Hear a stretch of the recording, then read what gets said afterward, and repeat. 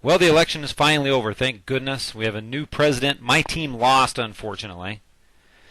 There's my team. Couldn't get enough votes for them, but I'll support the new president just as I've supported all the other presidents in the past. So we'll just move on and answer your questions via email. And speaking of government officials, here's a woman here who works for the National Park Services, Gail, and she can't get into some PDF documents because she has not enough space on her computer. She said it's a donated computer. She's not even sure what operating system she's using, and she can't uninstall anything because the low disk space won't let her do so. And she's wondering what can she do. More than likely you're using some version of Windows. If you're using Windows Millennium or 98, you can go to the My Computer icon, go to the C drive, your hard drive, then go to Windows, and under Windows you're going to find two temporary folders. One's just going to say Temp, the other one's going to say Temporary Internet Files. Get into both of those. Go ahead and open up both of those. Don't delete the folder, but get into the folder and delete all of the contents inside. And what you'll find is there could be a large amount of temporary files in there, and maybe it'll be just enough to free up space so that you can get into the control panel and use Add Remove Programs to remove some of your other programs. About your PDF problem that you're having, do not download the new updates to Adobe. Instead, go to my website, helpmerick.com, and download what's called Foxit Reader. I have it on my links and resources section, Foxit Reader. And it's a much, much better system for looking at and working with your PDF documents, and much smaller. And for your computer, it sounds like you need small. Our next question is from Gene, and Gene has a brand new Dell Inspiron laptop, I think the Inspirons are, but it didn't come with any Restore CDs, and Dell is starting to do this. Instead of give you all your CDs, they're putting a Restore or a recovery partition on your hard drive, which means they kind of split it in half, or not half, but they split it, put a small portion towards recovery, and then they don't send the disks. But if you go into Start, and then All Programs, and then look for Dell Accessories. You'll find a little option that says Dell Accessories, and under there you'll see something that says Dell OS Recovery CD.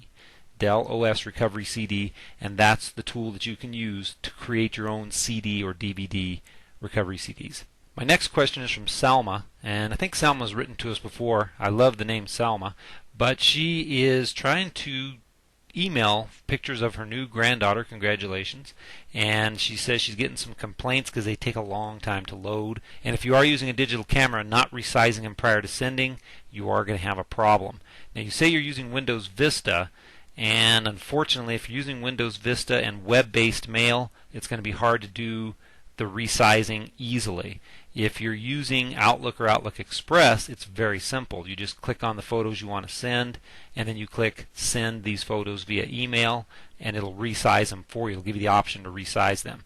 However, if you don't have the Outlook or Outlook Express or Thunderbird or a similar program, you're using web-based email like Yahoo or MSN or AOL, your best bet, I think, with Vista is to create an online album, maybe a Picasa album, or go to Flickr, FLICKR.com, and open an account there, and then upload your photos to those accounts. Then you can just send the link to your online albums to your friends and family, and they don't have to download big pictures. They can go directly to the web and easily browse and look at your photos. So good luck, Salma. Jason has an interesting question. He wants to get a new laptop and put both Windows XP and Ubuntu Linux on it, but he can't find someone to custom do it for him. Or I guess he just says looking for a new computer, not necessarily a laptop.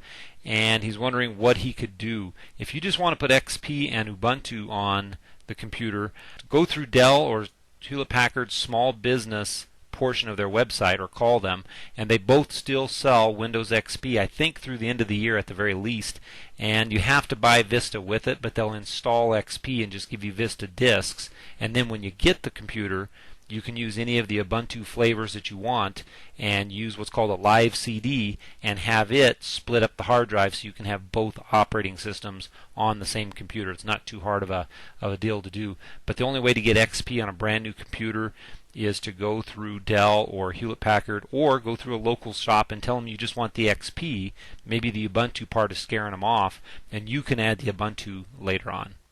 Jean writes in with a good question about a Palm Pilot. When she tries to sync from between her Palm and her PC, she's getting duplicate entries, and she's wondering what's going on, and she's not sure.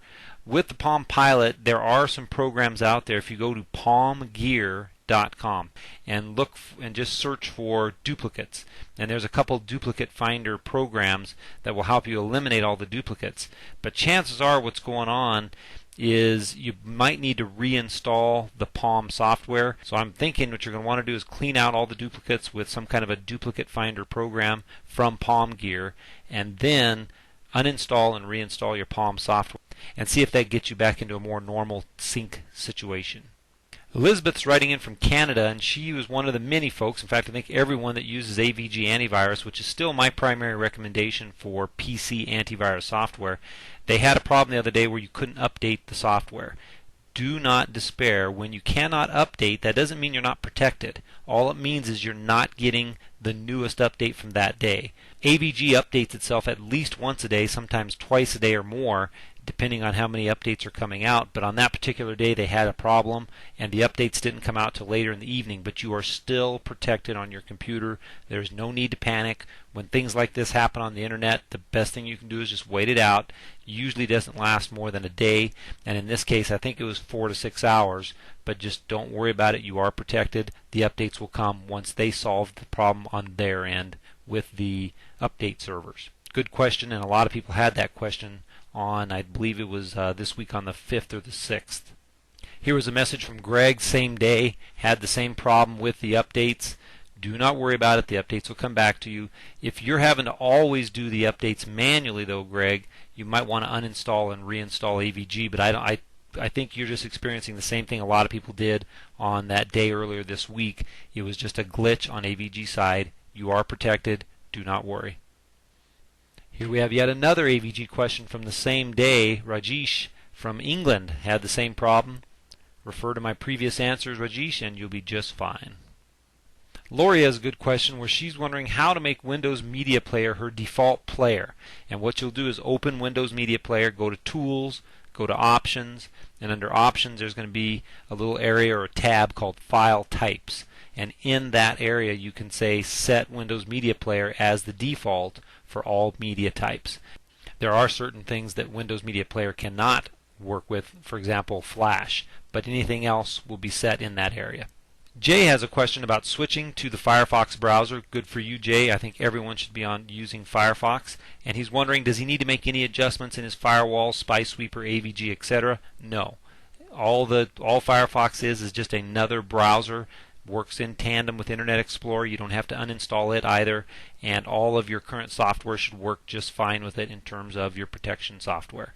So install it, enjoy it, and you're going to have a safer internet experience. Our last question has some local flavor, and it's from Joe, and he's wondering if there's anyone that I know of in Grand Junction or Montrose, Colorado that can convert audio tapes to CDs. I don't know anyone that can do that personally. What I would try though in Grand Junction, there is a company called Snap Photo, and they do some video tapes to DVDs. They might do the audio, or they might know of someone who can do the audio. So I would check with them first, Joe, and hopefully you will get your audio tapes converted. And I appreciate you writing in today, and I appreciate all the people that wrote in today. And we'll be back next week with another edition of Rick Answers His Email, and maybe in 2012 we will get my team back on board.